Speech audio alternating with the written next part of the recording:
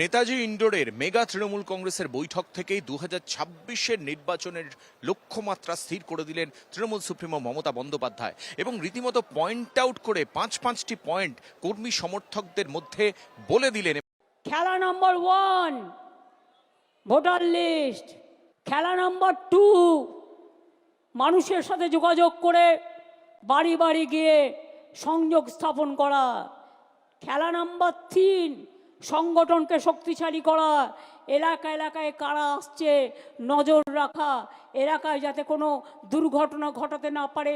খেলা নম্বর 4 বিজেপির হবে হার। 21-এর বিধানসভা ভোটে তৃণমূলের জনপ্রিয় স্লোগান হয়ে উঠেছিল খেলা হবে। 26-এ আরও বড় খেলার ডাক দিলেন মমতা বন্দ্যোপাধ্যায়। বিধানসভা নির্বাচনের আগে কর্মীদের পথ নির্দেশ দিলেন সুপ্রিমো। স্পষ্ট বোঝালেন ভুয়ো ভোটার ধরা আর জনসংযোগী একমাত্র করণীয় কর্মীদের।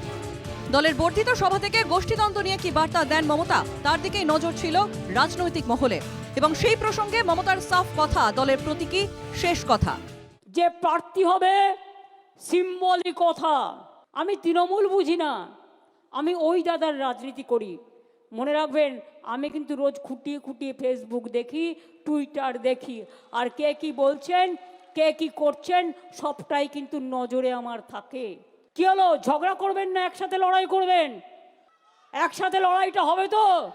ব্লক প্রেসিডেন্ট সবাইকে ডেকে নেবেন, যুব ছাত্র মহিলা ট্রেড ইউনিয়ন ফেডারেশন থেকে শুরু করে সবাই একসাথে কাজ করবেন।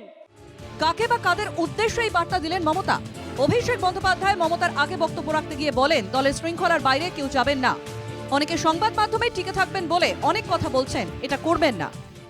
একই মঞ্চ থেকে তৃণমূল সুপ্রিমো মমতা বন্দ্যোপাধ্যায় এবং সর্বভারতীয় সাধারণ সম্পাদক অভিষেক বন্দ্যোপাধ্যায় কার্যত এটা পরিষ্কার করে দিলেন যে দলের বিরুদ্ধে মন্তব্য করে কেউ কোনোভাবেই ছাড় পাবেন না।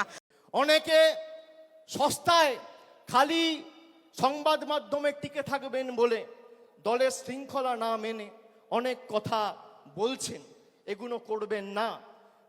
আমি এমএলএ, আমার কত ক্ষমতা, আমি দলের মুখপাত্র, আমার কত ক্ষমতা, আমি দলের সাংসদ, আমার কত ক্ষমতা, আমি টাউন চেয়ারম্যান, আমার কত ক্ষমতা দেখাতে গিয়ে আপনি দলকে ছোট করছেন।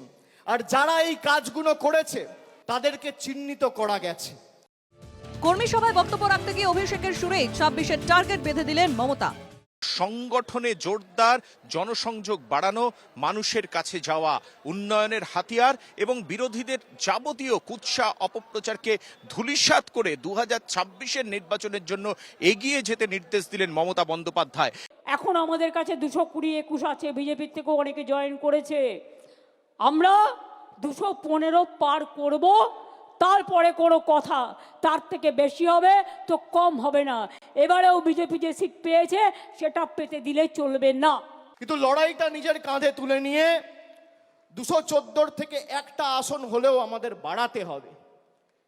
2026-এ আমাদের লক্ষ্য যে কটা আবর্জনা বিজেপির, ওই 70-75টা তো জিতেছিল, তার মধ্যে 10 জন চলেই এসছে, আর নির্বাচন হয়েছে সেখানেও তৃণমূল কংগ্রেস জিতেছে। তৃণমূলের সামনে এখন শত্রু পরিষ্কার, সিপিএম বা কংগ্রেস নয়, শত্রু বিজেপি। তবে আগামী বিধানসভা নির্বাচনে সিপিএম, কংগ্রেস ও বিজেপির জামানত বাজেয়াপ্ত করার ডাক দিলেন মমতা। এবারে জামানত জব্দ করার পালা, আর মিথ্যের কাছে আত্মসমর্পণ নয়।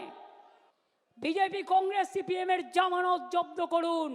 বাংলার সম্মানকে নিয়ে যারা অপমান করে, বাংলার সংস্কৃতিকে যারা অপমান করে, তাদের জন্য কোনো জায়গা বাংলায় নেই। মহারাষ্ট্র, হরিয়ানা, দিল্লি দখলের পর বিজেপির টার্গেট এবার বাংলা। বাংলা জয় এনডিএর বৈঠকে বার্তা দিয়েছেন স্বয়ং মোদী।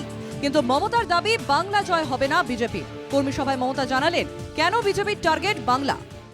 আজকে মহারাষ্ট্রে হারিয়েছে কি করে, ওরা ধরতে পারেনি। আজকে দিল্লিতে হারিয়েছে কি করে, ওরা ধরতে পারেনি। ওরা বাংলাতেও শুরু করেছে।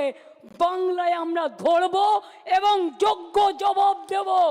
7 দিনের মধ্যে জেলা কমিটি, যারা একটা করে কোর কমিটি আমরা করে দেব, যারা ভোটার লিস্টের কাজটা এখন থেকে করতে হবে। 3 দিন পর পর তাকে কিন্তু ইনফরমেশন দিতে হবে, এবং ইনফরমেশন তৃণমূল ভবনে পাঠাতে হবে সুব্রত বক্সির কাছে। এদিনের কর্মী সভা থেকে বিজেপিকে গেরুয়া কমরেড বলে কটাক্ষ করেন মমতা। সঙ্গে বলেন 2001 সালে তৃণমূল ক্ষমতায় আসতো যদি না কংগ্রেস বিশ্বাসঘাতকতা করত। Bureau report, NKTV Bangla.